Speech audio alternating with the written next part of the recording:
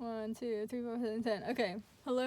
I'm gonna try to make another video. I'm pushing my luck. I don't know how much my phone can hold, but let's try it. Blah, blah, blah. He tried the door to a nearby closet, but before he could even peek inside, Samantha hurriedly slammed the door back shut. Hey, you almost crushed my hand, Nat said irritatedly. Don't go in there. That's my personal closet, she said. Don't look in there, Samantha barked urgently, moving to block the closet door with her body. Nat scoffed and laughed rudely. Huh, why not? I want to see, he said, reaching for the knob again. No, it's my old used tampon collection. Oh man, the smell, you wouldn't believe. Captain Crazy Pants and Dr. Strangelove mouth bleh in the background, totally disgusted. Nat is unfazed. He puts his hands on his hips. Oh, this is Nat talking. Oh, it went to script format. Okay, Nat. Don't forget, I used to be a woman myself. Let me see. Samantha, frantic. No! Everyone stares at her. Samantha, alright, fine, I lied. Everyone leans in. Samantha, it's not my old tampons. It's... Her voice drops. My old failed experiments. It's terrible. Teddy bear. Shit, I want to see that. Gets closer. Do it look like Akira? Samantha. Everyone just stay away from my shame closet, okay? Jeez. Can't we just go out to the strip club and forget about it? Everyone just sort of looks at each other and they shrug, not agree. Hearing this, Ollie Rye, sat up straight as a disembodied head could. They were going somewhere. They were going out into the world. The logical part of his mind knew that there was little chance of him being brought along, but the hopeful side of him was so feverishly desperate to get out of this cold dungeon. He wanted so badly to feel real air, see the world, hear things, experience life, anything. This sterile, fluorescent-lit laboratory was like a tomb. As if he'd been buried alive, he could feel his sanity ebbing away every moment. He had to get out. Please, he thought to himself in his head, please give me the power of speech. Just this once, I need to speak. Ollie Rye strained with all his might to harness the power of his semi-formed vocal cords. He opened his mouth to cry out, but the only sound that managed to escape his coral lips was meh, meh. All their eyes turned suddenly towards him. His crystalline eyes glimmered with excitement. A sound, something, yes, listen to me. Nat looked a little impressed. On Govrit. If Ollie Rye had a heart, it would be swelling in his chest. Of course, if he had a chest, too. They're noticing me, he thought to himself victoriously. Meh, meh, he bleated out, desperately trying to form words. Dr. Strangelove mumbled an irritated German curse under his breath and put his hands over his ears. He is quite annoying. Dr. Strangelove wants to talk about being annoying? Okay. When he gets going. Maybe you can put a stop to this? He's probably just hungry, Samantha defended. She went in her cabinet and took out one of those double beer drinker hats. Pouring some baby formula into the vessel, she popped the hat on Ollie Rye's head and put the straw in his mouth, to his stunned surprise. See, he's quiet now, said Samantha. She grabbed her jacket, and in a matter of moments, they were all up the stairs, out the door, and gone, leaving Ollie Rye to his solitude with only the ambient buzzing of the electrical lab equipment for company. Disgusted, he spat out the straw. It landed off the edge of the table, dripping steady drops of off-white formula onto the floor. Ollie Rye tried to hold back his distraught sadness, but the agonizing emptiness crushed down on him like the gravity of 1,000 suns. He felt ready to implode. His big eyes filled up with tears. He bit on his lip and hung his head, letting his silky hair fall over his face as he wept bitterly. Then a low voice came. Don't cry. Ollie Rye looked up, startled. Wonder who that could be. The tears slowly dripped down his peach-soft cheeks as he scanned the lab for the source of the voice. Where are you? His mind asked out into the void. Who or what are you? His seeking eyes fell on the locked closet door, the space which Samantha had defended from view so doggedly, until the voice came again. Not there, he purred. We will get to that soon enough. A black satin glove. A black satin glove. This is a Giallo film, right? A black satin glove reached for Ollie Rye, stroking the hair on the back of his head softly with the knuckles of his first two slender fingers. I think it's kind of creepy to name the exact amount of fingers, but I do it all the time. Who are you? Ollie Rye asked telepathically. Safe lifting techniques, by the way. Don't lift with your back, lift with your legs, or whatever. I go by many names, the low voice replied, just like you will, but for now you can call me Desire, and I know exactly what you want most. ... Out in the seedy reaches of the city night, past all the pissy sidewalks, broken glass, and yelled cursing, was a club known as Club USO. Outside on the streets, it was desolate and cold, but inside the music blasted and the lights were flashing multicolor. Little Richie, Elvis, and Chuck Berry were booming on the speakers as sparklers twinkled up on the ceiling. The captain, Dr. Strangelove, and Nat were all crowded up, down, right... we're all crowded up, down, right... up... Oh, we're all crowded up, down, right next to the... that was too many prepositions at once. Right next to the railing, which separated the stage from the patrons on the floor. They were clapping, cheering, and whistling their hearts out as the dancers whirled and twirled on the stage, doing high kicks in their pleated olive drab miniskirts, hitting the splits and executing perfect pirouettes in their theater heels. All combined with a wink here, a kiss blown there, a salute to the audience, their tight ponytails flying, and the bobby pins in their cadet caps holding on strong. The club lights flashed off the pins and medals on their blossomed bosoms, and when they did their cartwheels and backflips to the beat of the song, red, white, and blue flashes of panties could be seen. Yeah, that sounds about right. This club kicks ass, Captain Crazy Pants exclaimed. He threw one arm around Dr. Strangelove's shoulders in a brotherly way, exhaling a mouthful of cigar smoke. See, they let you smoke in this club. And with your handicap pass, we got front row standing, he added in explanation to the audience. That's outstanding. Ya тоже думаю, Nat replied, adding in his own 2 cents. Oi, Captain, dайте мне a taste of your drink.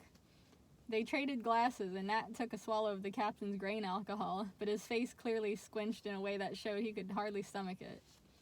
Ay, blядь, how can you drink this swill?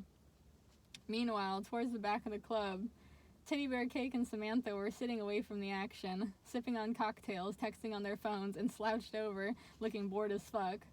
This club sucks, Samantha put it bluntly. I wish I had a blunt, said Teddy Bear, breaking the fourth wall for a moment. But yeah, girl, they think they gonna get a body from here? Psh, none doing. He got a lot more, like, stereotypically black, I noticed, but okay. It's probably because I realized I wasn't writing in an accent, and then I started doing it. Samantha nodded. We gotta show them what's really up, not this old man shit. Thus, Samantha and Teddy Bear plotted their plan to show the other 3 companions what was cool. Meanwhile, back at the lab, the satin figure stepped out from behind Ollie Rye so he could be seen. In the liquid laboratory lights, he was a lean figure in an all-black catsuit, his facial identity hidden behind a plastic China doll mask. I can get you out of here, said Desire. I can get you free. Oh, I can set you free. His husky voice, full of promises, was like ecstasy to Ollie Rye's ears, and only his physical limitations were what let him contain himself. Inside, he was bursting. All you have to do is think of it. Think of the thing you want most. Don't think of anything else. It wasn't hard to do. Ollie Rye knew exactly what he yearned for, to be human, to be complete. Meanwhile...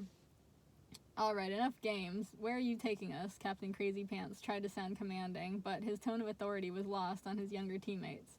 Samantha hurried forwards excitedly, dragging him by the hand. Stop asking so many questions, she said, her blonde braids swinging by each ear. Yeah, enjoy the surprise, Teddy Bear added, grinning as he pushed Dr. Strangelove along in his wheelchair. The 3 older guys just rolled their eyes and sighed in annoyance. Soon they found themselves in a brightly lit, highly modernized club known as Mecha Strip. It was a huge club filled with rainbow colors, neon laser unicorns, and dancing holograms covering the walls and ceiling, in parentheses, like a digitized Sistine Chapel. Acrobatic dancers dressed in chrome and G-strings entertain on multiple raised platforms with stripper poles. There is no central stage or... My phone is doing pretty good. Or central bar. Blue-shirted cocktail waiters, waitresses, waitrix walk around taking orders and give out drinks with the aid of mobile POS hover drones. Oh yeah, and everyone, in all caps, in parentheses, staff definitely included, is vaping weed. Twerking is in abundance all around. Teddy Bear, woo! Ain't this place sick? Dr. Strangelove, Captain Crazy Pants, and Nat all look at each other in a less than thrilled way. Nat, I'd buy first round. Meanwhile, back at home, miraculously, using his telekinetic powers, Ollie Rye somehow manages to slowly slide the deadlock bolt open on the closet door. Desire stands beside it. He pulls open the door. Desire, say hello to your new best friend. Ollie Rye braces himself, expecting a horrible monster. Instead, light from the rest of the room fills the closet, revealing an extremely detailed and complex pleasure bot model, shiny and glistening, with no head. Ollie Rye's eyes quickly expand in surprise. What a rhyme. He's all yours, Desire murmured in his sultry whisper, as long as you can command it. Ollie Rye mustered himself up. This was everything he had wished for. He closed his eyes, reaching out to the automaton body through the ether. Reaching to make a connection with mind, spirit, and soul. Yes, Desire egged it on in a whispery lustfulness. Yes, communicate, vibrate. The LEDs up and down the robot body blinked and fluctuated in brightness. They lit and dimmed seemingly at random until a faint pattern began to emerge. The mechanical body moved forwards like the summoned golem awakening from ancient slumber. Ollie Rye willed the being toward himself, and it moved. The long legs of the metal creature strided slowly across the room, driven on by Desire's belief in him, the encouragement flowing from the mysterious masked figure. Ollie Rye could feel the promise of bliss and fulfillment so close. That's like more porny than any... That's like more like good porn than I've ever written porn before. He could hear the spaced out taps of steel high heels on the linoleum floor from the robot's heavy stiletto-shaped feet. Ollie Rye's brain was caught up in a storm of tempered dreams and rearing effort. Then he opened his crystal orb eyes. The automaton stood before him, and he gazed at it. It looked tall and splendid in his view, and best of all, it needed him as he needed it. Hello, Ollie Rye said telepathically to the mechanical body. I've been dreaming of you. Pick me up, will you? Pick me up and try me out. The automaton seemed to understand on some degree, as its strong and slender hands reached over, wrapping around under Ollie Rye's jaw, around the top of his neck. Without squeezing down, it lifted him off the table. The wires and things fell away like movie props. The touch of his isolated skin sent warm bolts of lightning all through him, as much as a disembodied head could feel when it was about to be disembodied no more. Oh, Ollie Rye. The silvery automaton body placed Ollie Rye on the high perch on top of its cut-off neck. Wires and sinews met and coalesced with one another. Ollie Rye blinked and, for the first time, looked around. His surreal euphoria left him elated, numb, a nuclear sleeper cell of calm bliss on an ocean of intensity. Oh my god. I don't even fully know if I know what that means, but yeah, it's great, I guess. I was obviously still smoking weed at this point. I guess that's why I haven't been as creative lately. Yeah, okay. He lifted his new hand and looked at it, trying out the complex joints and circuits. Turning to Desire, Ollie Rye spoke out loud for the first time in a voice that sounded like a cross between Siri and Stephen Hawking. It's finally real, he said with a robotic glaze of enchantment. Desire curved his body in a coy manner and came over. Now you have enough power to conquer the world, the masked creeper purred. But that voice is no good. I'll give you mine instead, my gift to you. Before Ali Rai could really fathom the full meaning of what was being said, Desire went behind his back, flipped open the panel hidden on his metallic scapula, and pressed a few buttons in synchronized order. Speaking into the microphone, Desire sultrily recited the entire alphabet in a dreamlike cadence before closing the system up again and locking it.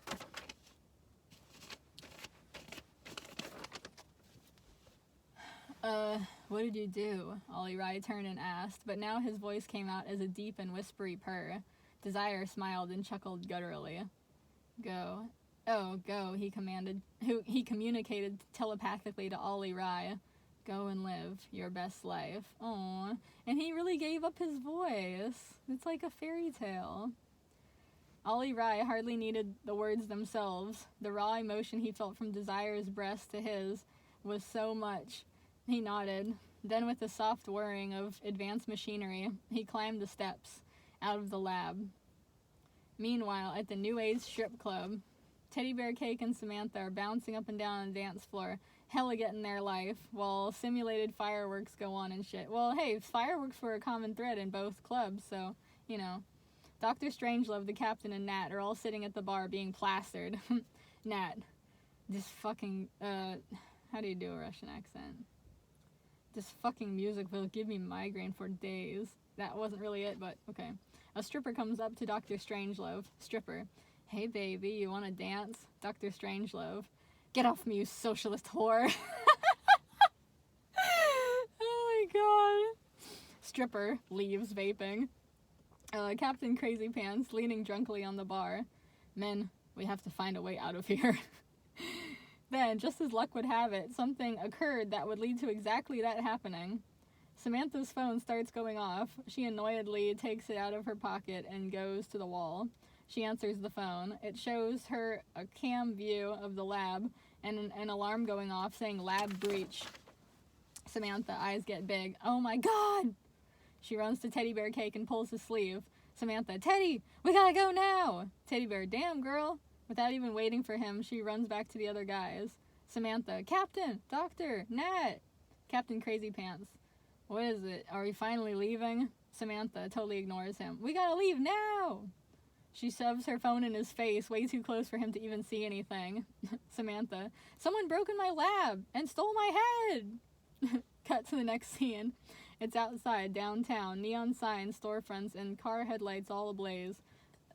All we see is a pair of steel-silver high heels strutting down the sidewalk. Static sparks of electricity fly off with every step. Oh, yeah. If you know Metal Gear Rising, yeah. The camera pans up the legs, up the body, revealing Ali Rai's face last. Blonde hair flowing back like a movie star as Electric Feel plays in the background. Oh, man, that was the song like a year ago, a couple years ago.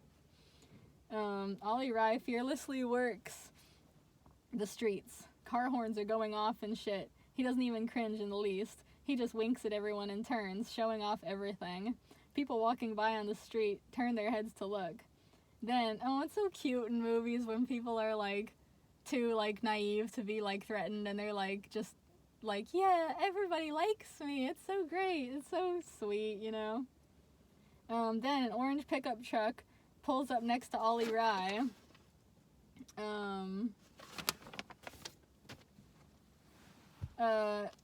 Pulls up next to Ali Rai walking, driving at like 5 miles per hour to keep pace with him. The driver leans over and rolls the passenger window down. Ali Rai gives him a curious look. The pickup truck driver is a 30 to 45-year-old big bald dude with a Texas drawl. Truck driver. Hey, you looking for a ride? I don't know a Texas accent.